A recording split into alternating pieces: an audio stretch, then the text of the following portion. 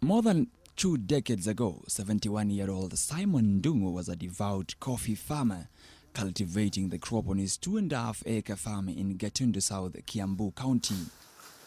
But amid poor returns from the bitter brew, Ndungu took a bold step, that of cutting down all his coffee trees and opting for an integrated climate-friendly model.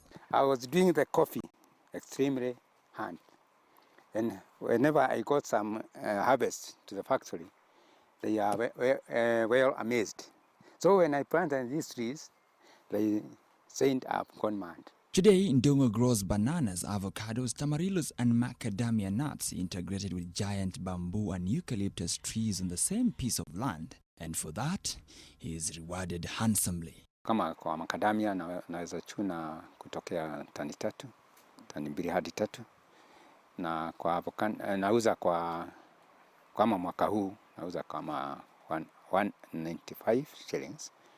Na kwa avocados nachuna kama tani 1 hivyo, na nauza kwa 60 to 70 shillings a kilo.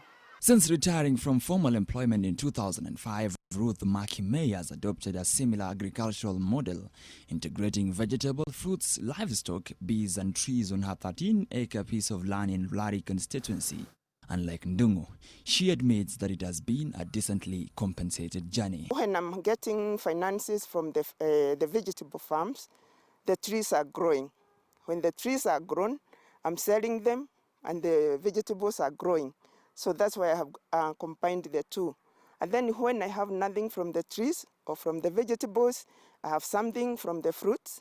And the next time, I have something from the bees. Kenya's economy remains highly dependent on the climate-sensitive agriculture sector, the biggest employer and contributor of its gross domestic product at about 25%. However, mean temperatures are expected to rise further than the global average, decreasing crop yields, deepening poverty and putting at risk the future of the country's economy.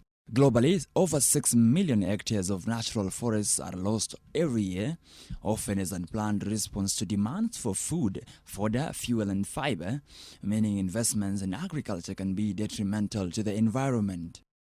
Sustainable land management systems, including agroforestry, are recognized by stakeholders under the Food, Forest and Farming Initiative as one of the sustainable models that can help resolve the conflicting food production and environmental protection agendas by fighting global warming and providing decent incomes for farmers. Whenever we apply a good concept in terms of integration on farms, that translates to high production level from the farms. When we embrace monoculture, versus the upcoming unpredictable weather conditions, then again we put ourselves on high risks of losing on either edge. Up to 77% of deforestation and land degradation in Africa is caused by agricultural activities. This means that the first step to addressing global warming and combating climate change is by embracing sustainable agricultural practices, including agroforestry. Victor Kiprop, Food Friday, Kiambu County.